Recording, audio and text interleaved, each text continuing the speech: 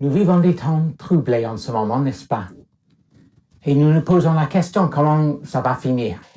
Comment nous allons nous en sortir? Et en tant que chrétiens, nous avons des fois l'impression que ça devrait être plus facile, que nous devrions avoir une victoire ici et maintenant. Et j'aimerais vous en parler aujourd'hui. Je vais commencer avec un passage qui est un peu notre rêve. Et on le trouve dans Ésaïe chapitre 60 et à partir du verset 18. Je ne lis pas tous les versets, mais vous aurez l'essentiel. Et l'on n'entendra plus parler de violence dans ton pays, de dévastation et de destruction dans tes frontières. Ce ne sera plus le soleil qui désormais te donnera la lumière du jour. La clarté de la lune ne luira plus sur toi la nuit, car l'Éternel sera ta lumière à toujours. Oui, ton Dieu sera ta splendeur. Ton peuple sera tout entier composé d'hommes justes, et ils posséderont le pays pour toujours. Le plus petit d'entre eux deviendra un millier, le plus insignifiant une nation puissante. Mais le chapitre termine ainsi. C'est moi l'Éternel, qui hâtera en leur temps ces événements. Ésaïe 60, verset 22. Et oui, Ésaïe parle de la fin des temps et non pas de l'heure actuelle. Mais je ne sais pas pour vous, mais je rêve de ce temps-là, de pouvoir parler de temps quand il n'y aura plus de problèmes, quand Dieu règne éternellement, quand lui il est notre lumière, notre splendeur, sans problème, sans cesse.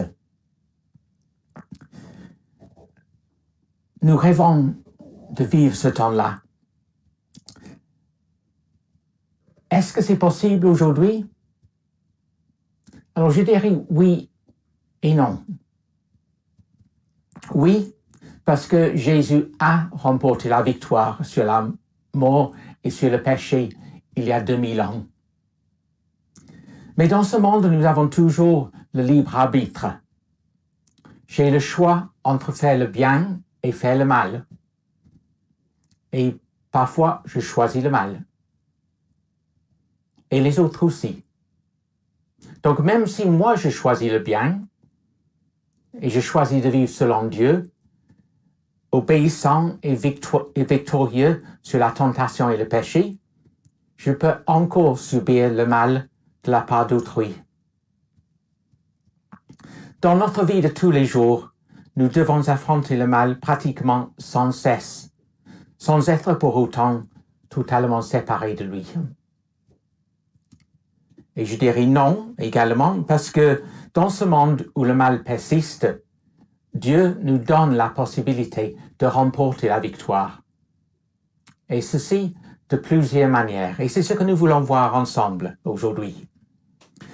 Parce que nous, chrétiens, nous avons le pouvoir et l'autorité sur le mal. Et je veux partager avec vous 5 manières de remporter la victoire. La première, c'est peut-être le plus évident, c'est en chassant le diable.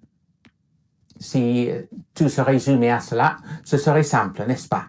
Quand nous venons à Christ, nous arrivons parfois, voire souvent, d'un arrière-plan plutôt ténébreux. L'occultisme ou d'autres recherches mal orientées ont parfois une emprise sur nos vies. Il faut marquer le changement de propriétaire, nettoyer la maison et bien balayer. Et c'est ce que nous voyons Jésus faire dans son ministère ici-bas, ainsi que ses disciples quand ils sont envoyés pour annoncer le royaume de Dieu. De la même manière qu'un conquérant délivre un pays de ceux qui y ont régné jusque-là, Jésus nous délivre de l'emprise du diable sur nos vies. Et désormais, nous sommes en sécurité sous son règne. En Christ, nous sommes en sécurité. Jésus dit à ses disciples, « Je voyais Satan tomber du ciel comme l'éclair. Écoutez, je vous ai donné le pouvoir de marcher sur les serpents et les scorpions et d'écraser toutes les forces de l'ennemi, sans que rien ne puisse vous faire du mal. Ou dans la version seconde, rien ne pourra vous nuire. Rien ne pourra vous nuire. Toutefois, ce qui doit vous réjouir, ce n'est pas de voir que les esprits mauvais vous sont soumis, mais de savoir que vos noms sont inscrits dans le ciel. C'est le premier exemplaire de victoire que nous trouvons dans l'Évangile.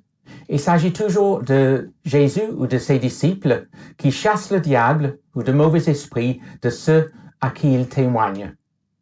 Il s'agit toujours de personnes conscientes de leurs problèmes, de maladies ou de démonisation et en recherche de solutions. Jésus, évidemment, fait une sans faute, mais les disciples également, à une exception près. Une fois, ils n'ont pas pu chasser un démon et Jésus a expliqué que cette sorte de démon ne sort que par le jeûne et la prière. Mais une fois les mauvais esprits chassés, nous n'avons aucun exemple dans le Nouveau Testament de chasser des esprits maléfiques de disciples de Christ. Pourquoi? Parce que nous sommes passés des ténèbres à la lumière et de la puissance de Satan à Dieu. C'est lui maintenant qui est le vainqueur et c'est lui qui nous équipe pour l'être. Parce que l'Esprit du Dieu Tout-Puissant habite en nous. Ne savez-vous pas que vous êtes le temple de Dieu et que l'Esprit de Dieu habite en vous? Parce que Dieu, le Père de notre Seigneur Jésus-Christ, nous a comblés de toute bénédiction de l'Esprit dans le monde céleste en raison de notre union avec Christ. Parce que vous avez tout pleinement en lui, qui est le chef de toute domination et de toute autorité. Là, à la croix, il a désarmé toute autorité, tout pouvoir, les donnant publiquement en spectacle, quand il les a traînés dans son cortège triomphal après sa victoire à la croix. Et Jésus nous donne cette victoire lui-même. Rien ne pourra vous nuire. Alors, une fois que nous avons changé de royaume, changé de propriétaire, changé de gouvernant, et que nous avons maintenant Christ comme roi, et non pas le diable, alors nous n'avons plus à le chasser, mais la victoire n'est pas tout à fait remportée pour autant. Il y a d'autres manières que nous devons réagir pour avoir et maintenir cette victoire. Donc la deuxième manière de remporter la victoire, c'est en résistant à la tentation. Autrefois, nous étions esclaves du péché, nous ne savions pas y résister et nous ne voulions pas y résister. Nous ne pouvions pas y résister. Mais en acceptant Jésus-Christ comme Seigneur et Sauveur, tout a changé. Et le diable et le péché n'ont plus de droit sur nous. Nous ne sommes pas exempts d'attaque et nous pouvons succomber à la tentation, mais c'est par choix. Nous avons toujours notre liberté. Alors, utilisons-la pour résister au diable. Les tentations qui vous ont assailli sont communes à tous les hommes. D'ailleurs, Dieu est fidèle. Il ne permettra pas que vous soyez tentés au-delà de vos forces. Au moment de la tentation, il préparera le moyen d'en sortir pour que vous puissiez y résister. Nous choisissons à qui nous voulons nous soumettre. Jacques nous dit, soumettez-vous donc à Dieu, résistez au diable et il fuira loin de vous. Le problème, c'est que la tentation est plutôt attrayante, n'est-ce pas? Nous ne voulons pas y résister parce que le diable peint tout en rose. Il ne nous dévoile pas les pièges et la souffrance qui résulteront de nos mauvais choix. Un simple exemple avec le manger et le boire. Les gâteaux sont délicieux, mais nous savons que nous ne devrions pas trop en manger. Mais quand nous les voyons, c'est difficile d'y résister, n'est-ce pas? Nous pensons au goût, nous pensons au plaisir d'en manger, et nous ne pensons ni au poids, ni au sucre qui va nous faire du mal. Et nous cédons. Mais c'est pas choix. Nous aurions pu y résister, n'est-ce pas? Mais nous ne voulions pas, tout simplement. C'est comme Satan dans le jardin d'Éden, tout au début. Vous vous souvenez quand Dieu a dit à Adam et Ève de ne pas manger d'un fruit, le diable est venu et il a dit, est-ce que Dieu a réellement dit?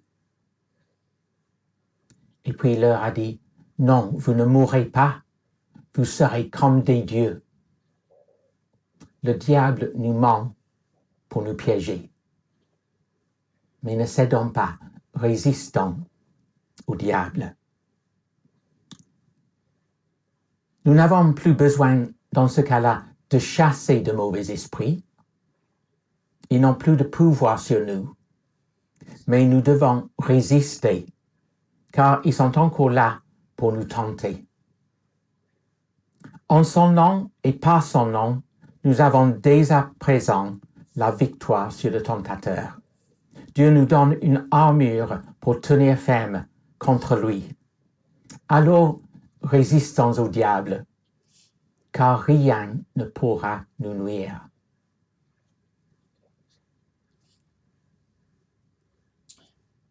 Prochaine manière d'y résister, c'est, ou de vaincre, c'est en choisissant le bien. Si nous ne résistons pas, alors nous nous trouvons en train de choisir le mal au lieu du bien. Ce sont deux options différentes, de deux sources différentes qui vont influencer nos journées et toutes les personnes que nous côtoyons. Notre choix est primordial. Certains choix sont neutres. Pour aller de A à C, je peux passer par B ou je peux passer par D. Plus de kilomètres peut-être, mais on arrive toujours à C.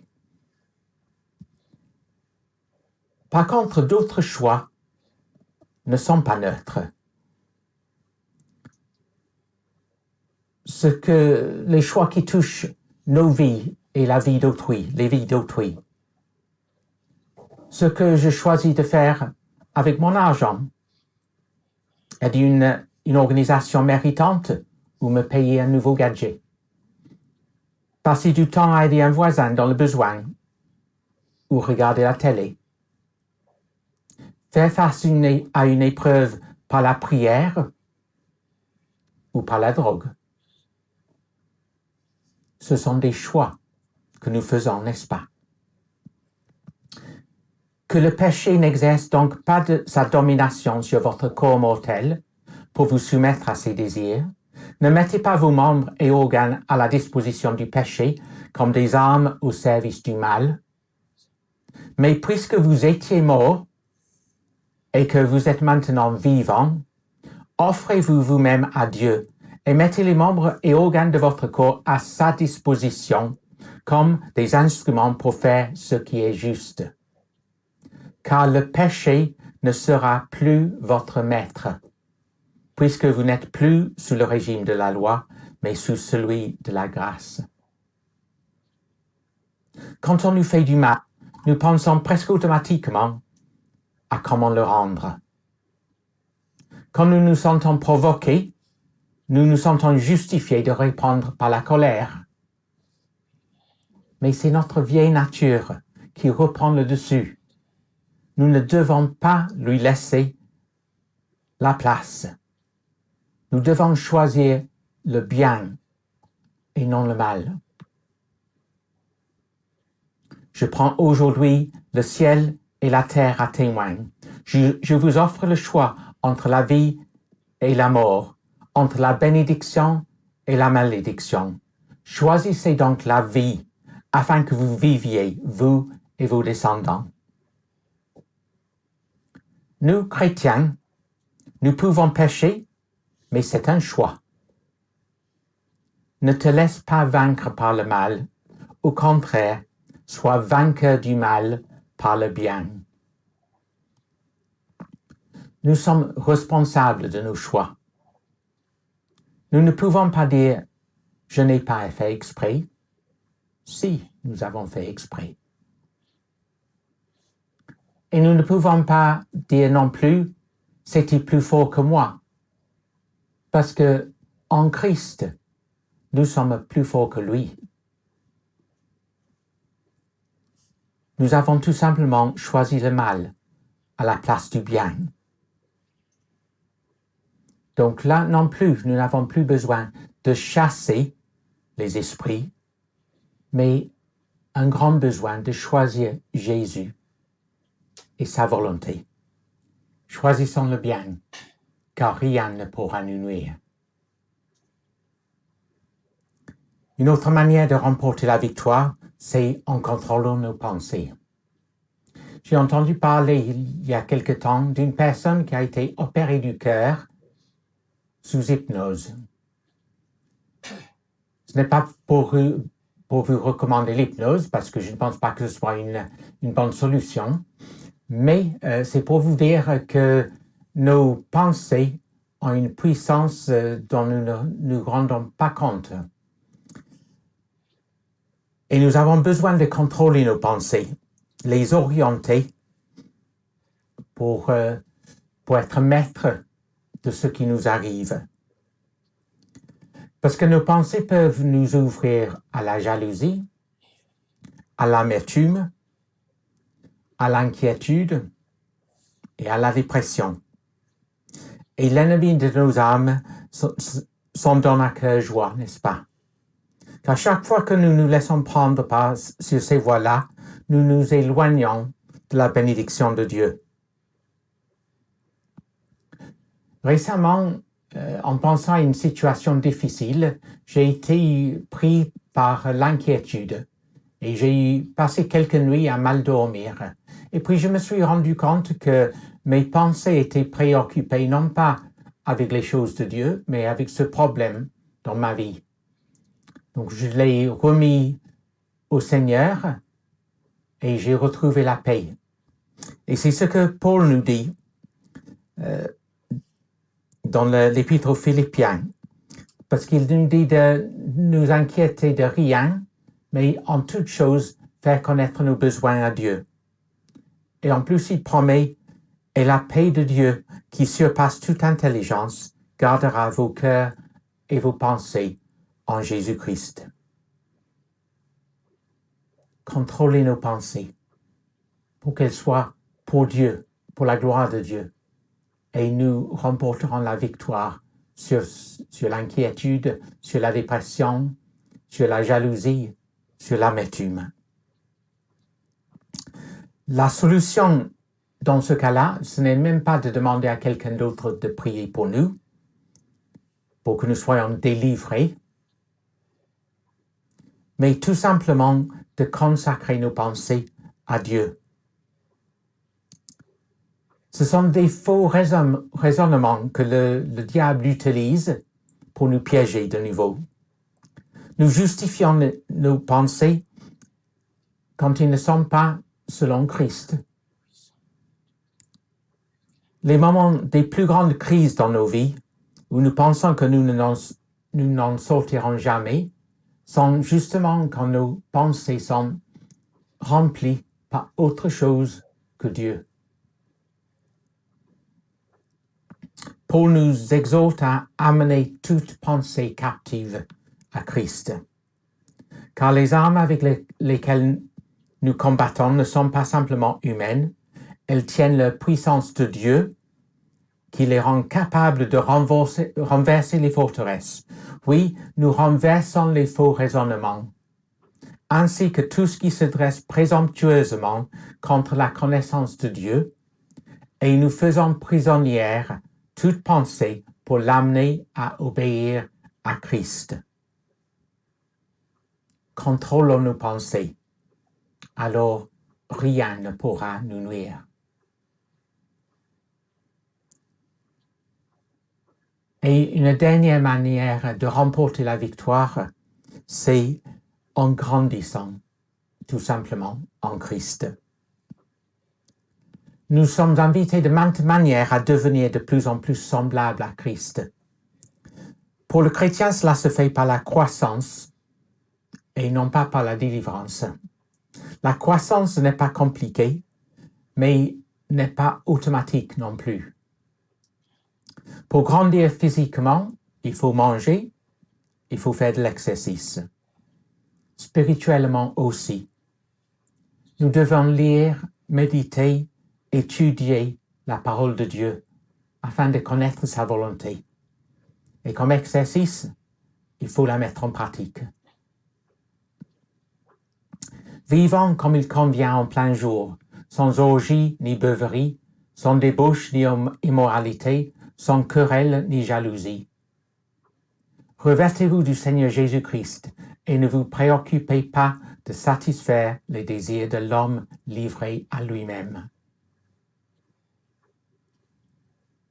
Paul nous parle aussi de nous laisser transformer en contemplant Jésus. Et nous qui, le visage découvert, contemplons, comme dans un miroir, la gloire du Seigneur, nous sommes transformés en son image, dans une gloire dont l'éclat ne cesse de grandir. Nous sommes transformés petit à petit, un pas après l'autre, un choix après l'autre, une victoire après l'autre, afin que cela devienne un style de vie. Alors, grandissons en Christ et rien ne pourra nous nuire. La vie chrétienne est un combat spirituel, oui. Tout est par grâce, en cadeau de la part de Dieu, par le moyen de la foi en Jésus-Christ. Mais ce combat et la victoire qui en ressort vient en chassant les démons de ceux qui sont encore dans les ténèbres, mais qui veulent en sortir. Rien ne pourra nous nuire. Deuxièmement, en résistant au diable qui fuira loin de nous. Il n'a plus de droit sur nos vies. Rien ne pourra nous nuire. Troisièmement, en choisissant le bien à la place du mal. Là où Adam et Ève ont fait le mauvais choix, Dieu nous donne le pouvoir de faire le bon. Rien ne pourra nous nuire. Quatrième manière, en contrôlant nos pensées, afin qu'elles soient de plus en plus centrées sur Christ et que son règne vienne de plus en plus dans nos vies. Rien ne pourra nous nuire. Et cinquièmement, en grandissant vers la stature parfaite de Christ. Rien ne pourra nous nuire et la victoire sera de plus en plus manifeste dans nos vies. Pour remporter ces victoires et vivre de plus en plus le royaume de Dieu, le paradis, nous sommes responsables de nos choix et de nos actes. Tout est par grâce, oui. Rien n'est compliqué en soi, mais nous devons collaborer avec le Seigneur pour que son royaume se manifeste de plus en plus. Alors, que Dieu nous vienne en aide. Que nous puissions remporter ces victoires à sa gloire, parce que c'est lui qui nous dit que rien ne pourra nous nuire.